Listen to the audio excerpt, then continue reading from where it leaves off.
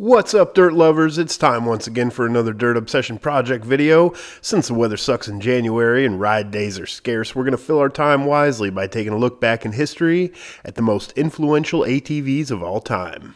Modern ATVs are behemoths of power and capability, sometimes built specifically for extreme terrain with features, technologies, and body weights that would have made the engineers laugh 30 years ago.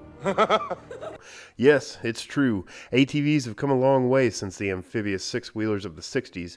Many enthusiasts of today often point back to the 1970 Honda ATC90 as the father of what became sport quads, and eventually the powerhouse 4x4s of today. But the often overlooked godfather of the ride-on ATV market was John Plessinger and his 1967 college project, the Tricart.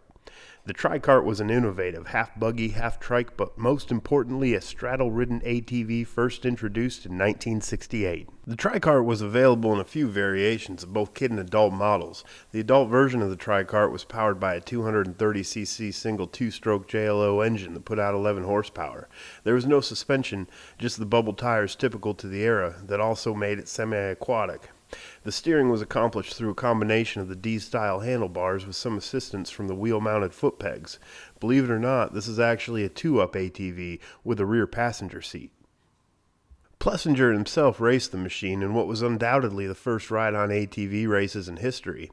In a 2009 interview with ATV Scene, Plessinger claimed the Tricart would easily outrun the Honda ATC90, which prompted Honda to petition for separate classes. The two-stroke version of the Tricart had a claimed top speed of 45 miles an hour. Sperry Rand, manufacturer of Plessinger's design, a computer component and farm equipment company, eventually stopped production of the Tricart, giving way, as many manufacturers did in those days, to the Big Four from Japan who had already been leading the way in dirt bike technology. So Honda may not have been the first to the ride-on ATV market, but they were certainly the most influential. The 1970 US 90, which later became the ATC90, wasn't a race machine. It had balloon tires and a lack of suspension, but it certainly helped shape the design of what soon became the more performance-oriented machines.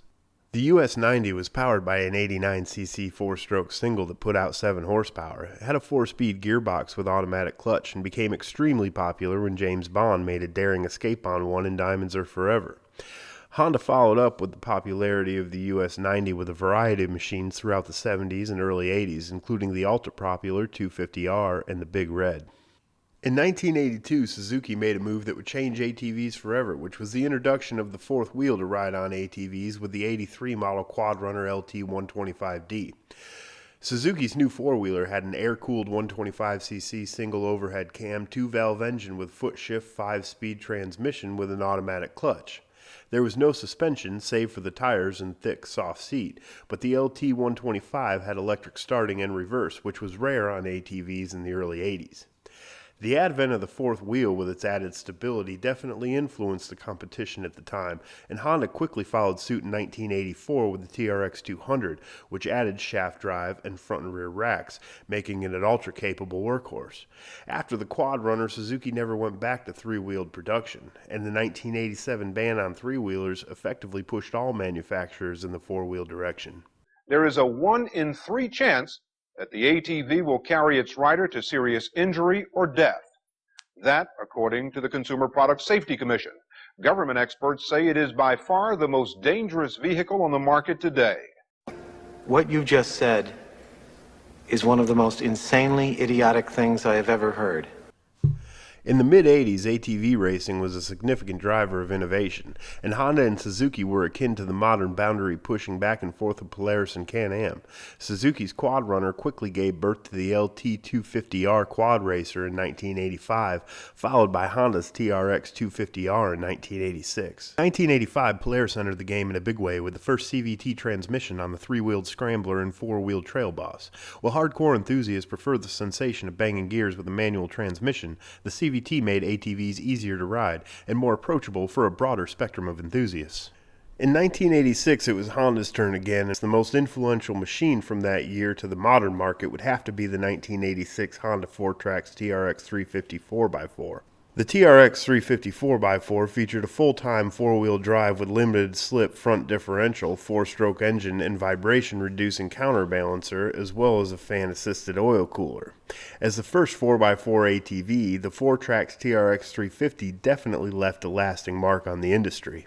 1987 was a hugely pivotal year for ATVs. The three-wheeler ban pretty much assured that the market would now focus on four wheels, and the release of some of our favorite machines of all time came out of '87, with Yamaha unleashing the 350 Warrior and Banshee, and the Suzuki LT500R QuadRacer, better known as the Quadzilla, came out. 1987 also saw the first rendition of independent rear suspension on the Suzuki Quadrunner LT four-wheel drive, even though the travel was short. Polaris would eventually take IRS to the next level on their 1995 Sportsman 500, and were also the first to bring it to the sport quad market in 2006 on the Outlaw 500. The 1990s saw a bit of a lull in terms of new machines and innovation, so for our next big influencer, we're going to jump ahead to 2001 with the release of the Kawasaki Prairie 650 4x4, the first V-twin powered ATV on the market. Kawasaki's Prairie 650 was quickly followed by Polaris' twin-cylinder, the Sportsman 700, later that year. 2 years later, Polaris introduced electronic fuel injection to the Sportsman 700. V-twin and parallel twin motors have become a mainstay in the biggest big-bore ATVs, even though many of the leading manufacturers have never followed suit. And finally, in 2006, Yamaha introduced electronic power steering to the ATV world on the Grizzly 700. EPS may not have changed the game, but much like the CVT, it made the game easier to play, and Yamaha's speed and RPM sensitive power steering is still the best on any ATV ever made. So what machine do you think should have made the list, and did I overvalue any feature or give a manufacturer too much credit? Heck, did I sound like a sissy that you'd like to punch in the face? Let me know in the comments. Thanks for checking out the video, guys, and for those of you who have followed the channel for a while know that sometimes I take shots at the likes of Honda, Suzuki, Kawasaki, and Arctic Cat, which is genuinely out of a desire to see those companies innovate the ATV markets as they once did. Ride hard, stay sexy, we'll see you next time. Now, other bikes have made bold claims they haven't made a hit. Some are cheap and some are soft and some are just plain not very good. My neighbour didn't buy a Grizz, but that's 'cause he's a git. So you better get your seat on your Grizzly.